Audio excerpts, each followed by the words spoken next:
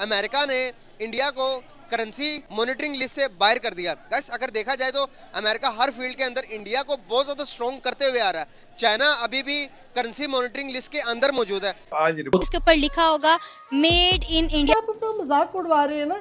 इस कार्टून से कौन मिलने आएगा? इन कार्टून से वर्ल्ड जो है उन पे एतबार करती है और हमें कोई पूछता नहीं है। ये जो एक जेपी मॉर्गन की रिपोर्ट आई है उसने इसको वैलिडेट किया है और इसके और भी इंटरनेशनल मीडिया में कई जगह इस रिपोर्ट को कवर कर देंगे। आज की लेटेस्ट न्यूज़ है क्योंकि मैन्युफैक्चरिंग उनका लॉकडाउन हो गया है, चेन सप्लाई उनकी डिस्टर्ब हुई है, तो मैन्युफैक्चरिंग थोड़ी सी डिस्टर्ब हो चुकी है मैन्युफैक्चरिंग लाइन उनकी।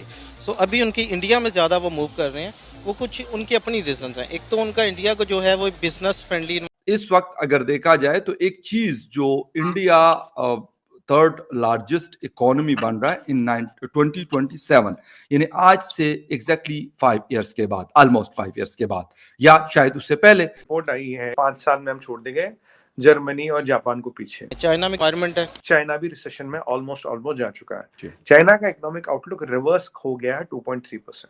और ऐसा कभी नहीं हुआ कि 3 बड़ी ऑर्गेनाइजेशन का जो सदारत है वो हिंदुस्तान के पास आ गई, उसका नेतृत्व भारत के पास आ गया। ये 3 कौन सी है? G20, दूसरा आपका है कि यूएन सिक्योरिटी काउंसिल, और तीसरा है शंघाई कोऑपरेशन ऑर्गेनाइजेशन SCO। एक चीज जो इंडिया थर्ड लार्जेस्ट इकोनॉमी बन रहा है इन 2027, यानी आज से एग्जैक्टली 5 इयर्स के बाद, ऑलमोस्ट 5 इयर्स के बाद या शायद उससे पहले। तो क्योंकि हैरानगी थी कि चलें ठीक है 5वीं इकोनॉमी तो बन चुका है ऑलरेडी, यूके को क्रॉस किया है अभी कुछ महीने पहले। अब अगर थर्ड बनता है तो ये एक बहुत बड़ी सक्सेस है। ये बताइएगा कि थोड़ा सा इसका बैकग्राउंड, क्योंकि हम डिफेंस के हवाले से भी बात करते हैं, इकोनॉमी के हवाले से भी, लेकिन अगर इकोनॉमी स्ट्रांग होती है तो डिफेंस तो मेरे ख्याल फिर हो ही जाता है, क्योंकि जेब में पैसा होता है तो आप जो मर्जी खरीद ले, जो मर्जी बना लें। देखिए फखर भाई, ये जो आज रिपोर्ट आई है, ये अगर आपको याद हो, आपके शो पे पहले भी बात कर चुके, तो मैंने बोला था फखर भाई करीब 5 साल में हम छोड़ देंगे जर्मनी और जापान को पीछे। अब ये तो खैर मेरा एनालिसिस था, आप जानते हैं मैं इधर उधर काफी जगह से जी बिल्कुल देखता रहता हूँ, मैं अपनी कैलकुलेशंस लगाता हूँ मुझे कब लगता। बट आज ये जो एक जेपी मॉर्गन की रिपोर्ट आई है उसने इसको वैलिडेट किया है और इसके और भी इंटरनेशनल मीडिया में कई जगह इस रिपोर्ट को कवर कर देंगे। आज की लेटेस्ट न्यूज़ भी नेशनल टीवी पे डिबेट थी, इसी सब्जेक्ट पे थी। तो अभी क्या फकर भाई, देखिए हुआ क्या है। देखिए अगर आप इकोनॉमिक आउटलुक देखें, जर्मनी का -0.3 है, ठीक है, जापान का 1.6 है, पूरा यूरोप ऑलमोस्ट रिसेशन में, अमेरिका का रिसेशन में जाना 90% श्योर है, और चाइना भी रिसेशन में ऑलमोस्ट जा चुका है। चाइना का इकोनॉमिक आउटलुक रिवर्स हो गया है 2.3%। चाइना की इकोनॉमी एक बहुत बड़ा लफड़ा है। देखिए रियल एस्टेट हैज फेल्ड, आपका बुलेट ट्रेन से failed, next to announce bankruptcy would be semiconductor industry. Semiconductor में 2 चीजें हुई, एक तो जो मशीन, जो सेमीकंडक्टर चिप्स जिस पे बनते थे वो बंद हो गई, और इंपॉर्टेंट सेमीकंडक्टर चिप्स ताइवान में बनाना भी बंद हो गए। अब वो सारी मैन्युफैक्चरिंग इंडिया आ रही है। अब चाइना में जो प्रोडक्टिविटी है, कैपिटल प्रोडक्ट जिसे कहते हैं, product capital productivity, that is 0.7%। यानी कि अगर आप $8 लगाओगे तब $1 का जीडीपी बढ़ेगा, क्योंकि चाइना का जीडीपी कभी ऑर्गेनिक था ही नहीं। ये हमेशा पैसा डाल अगर आप जबरदस्ती किया गया, हाँ जबरदस्ती दिखाया गया, ऑप्टिकल इल्यूजन था। China's DGP was by high capital investment and optical illusion. तभी वो हर एक को कहते हैं तुम ये पोर बनाओ, ये बनाओ, तुम्हारी कंट्री खुद चलेगी, खुद कारोबार आएगा। देखिए बिल्डिंगें बढ़ाने से कारोबार नहीं आता, जीडीपी जो है वो रियल काम करोगे तभी आएगा ना। अभी ये जो गोस्ट टाउन चाइना में बने, क्यों बने? इसीलिए तो बने। रियल एस्टेट सबसे बड़ा सेक्टर क्यों बन गया? इसीलिए बना। अब रियल एस्टेट डूबते डूबते $9 ट्रिलियन आपका डूब गया, बुलेट ट्रेन पे 1-2 ट्रिलियन डूब गया, और आपका जो सेमीकंडक्टर डूबेगा ये भी $5-6 ट्रिलियन लेके डूबेगा।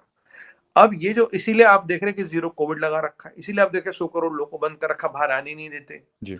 और ये सब जो चीजें हो रही हैं, तो ये कहीं ना कहीं हमें ये दर्शाता है कि एक फेक चीज चलाई गई 30 साल तक। मैं ये नहीं कह रहा कि चाइना का जीडीपी कुछ होगा, पर जो आपको दिख रहा है, जो कागजों में दिख रहा है, उससे अब आधा कर लीजिए उसका, या आधा 1/3 कर लीजिए, वो एक रियल जीडीपी होगा। अमेरिका ने इंडिया को करेंसी मॉनिटरिंग लिस्ट से बाहर कर दिया। गाइस अगर देखा जाए तो अमेरिका हर फील्ड के अंदर इंडिया को बहुत ज्यादा स्ट्रॉन्ग करते हुए आ रहा है। चाइना अभी भी करेंसी मॉनिटरिंग लिस्ट के अंदर मौजूद है। इंडिया को बाहर कर दिया, इसके पीछे क्या वजूहत है? और बहुत सारी कंट्रीज हैं गाइस, मैं बताता चलूं आपको करेंसी मॉनिटरिंग लिस्ट होती क्या है गाइस। अमेरिका देखता है कि ट्रेड के अंदर अमेरिका को कोई कंट्री नुकसान तो नहीं पहुंचा रही, अगर नुकसान पहुंचा रही तो उसको कंट्री मॉनिटरिंग लिस्ट में ही रहने देता है, बाहर नहीं करता। इंडिया को बाहर कर दिया क्या? अमेरिका की बात की जाए, अमेरिका के बारे में पहले मैंने अमेरिका कहा तो आपके दिमाग में सबसे पहले क्या लफ्ज आया? जो बाइडन, डोनाल्ड ट्रंप। जबरदस्त। अमेरिका और इंडिया के रिलेशंस बहुत ज़्यादा स्ट्रॉन्ग होते जा रहे हैं डे बाय डे।